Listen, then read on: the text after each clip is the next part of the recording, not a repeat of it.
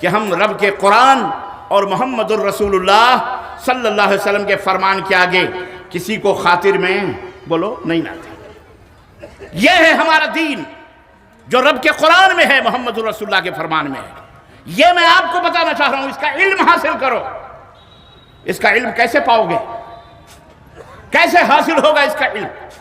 ادھر ادھر سے سن کر کے نہیں، ان مدرسوں کو یونیورسٹی بناؤ، ان چھوٹے چھوٹے اداروں کو بڑے بڑے ادارے بناؤ اپنے پیسوں کے ذریعے۔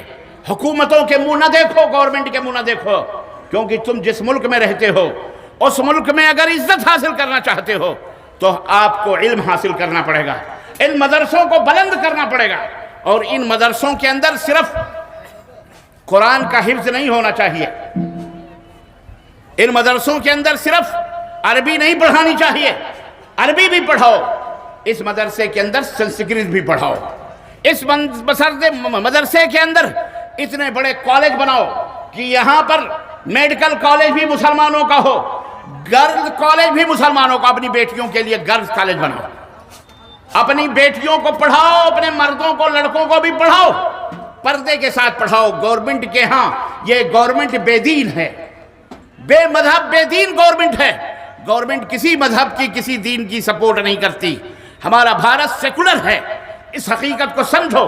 اس لیے تمہیں خود اپنے کندھوں پر اپنا بوجھ اٹھانا پڑے گا، اپنی یونیورسٹیاں بناؤ۔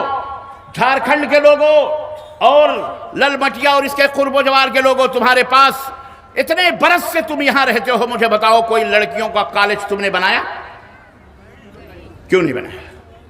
اتنے زکوٰۃ، اتنے صدقات، ماشاءاللہ تبارک اللہ، اس قدر اللہ رب العزت نے کی راہوں میں اپنے وقت کی بھی قربانیاں آپ دے رہے ہیں، جسم کی بھی قربانیاں دے رہے ہیں، اور جیبوں کی بھی قربانیاں دے رہے ہیں، اور کہاں بیٹھے ہیں؟ ان گھاس پھوسوں پر بیٹھے ہیں۔ یہ بات میں کہنا چاہ رہا تھا، اے بہار اور یو پی اور بلکہ جھارکھنڈ اور بنگال کے لوگوں، عزت کرنا سیکھو۔ جو قوم اپنی عزت نہیں کرتی اس قوم کی کوئی عزت نہیں ہوتی۔ یہاں پھوسوں پر تم، ان دھول اور مٹیوں پر تم بٹھا کر تم کیا سکھانا؟ تم نے کیا عزت دی ہے؟ یہ ہمارے بھائی کھڑے ہیں، کاش ان کے لیے کرسیاں ہوتی تو یہ کرسیوں پہ بیٹھ جاتے۔ تمہاری مجلسوں میں کون آئے گا؟ کوئی پولیس آفیسر آئے گا؟ کوئی پڑھا لکھا کوالیفائڈ یونیورسٹی کا اسکالر آئے گا؟ کوئی ڈاکٹر آئے گا؟ پینٹ شرٹ پہننے والا کہاں بیٹھے گا؟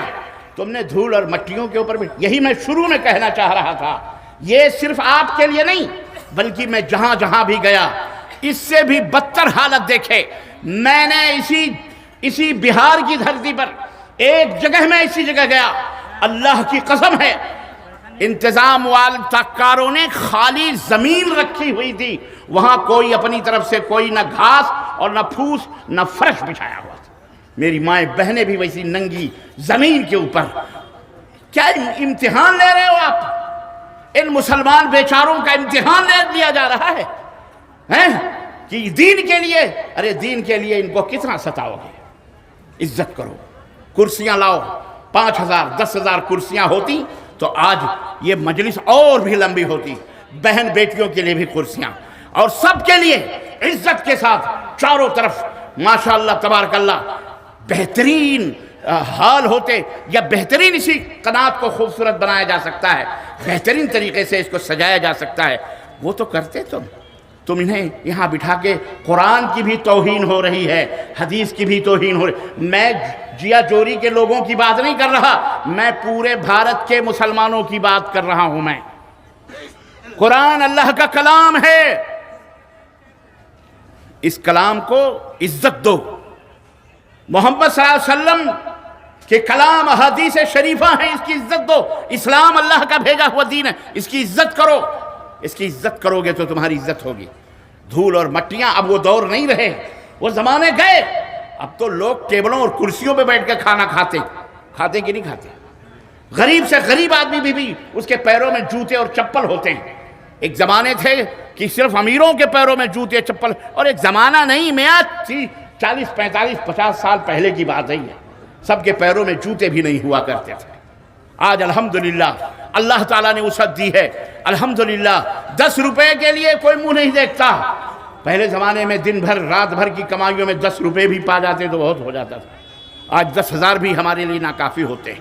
تو میں عرض یہ کر رہا تھا، اس لیے آئندہ جب بھی کوئی جلسہ ہو تو باقاعدے اس کے لیے پلاننگ کے ساتھ منظم طریقے سے چاروں طرف قناتیں لگا دی جائیں، کرسیاں رکھ دی جائیں، بہترین صوفے رکھے جائیں، لوگوں کو دعوت دی جائے، پولیس والوں کو بھی، حکومت والوں کو بھی، مسلمانوں کو بھی، غیر مسلموں کو بھی، کیونکہ ہمارا دین یہ ہمارے باپ کا نہیں، یہ اللہ کا ہے۔ اور جتنے بھی اللہ کے بندے ہیں، چاہے وہ کلمہ پڑھنے والے ہوں، چاہے وہ بے کلمہ ہوں، یہ اللہ کا دین سب کے لیے ہے، اور سب کو سناؤ، سب کو بتاؤ، سب کو گیان دو قرآن کا، سب کو گیان دو رسول اللہ صلی اللہ علیہ وسلم کی شخصیت اور آپ کی سیرت کا، اور اس کو بتاؤ۔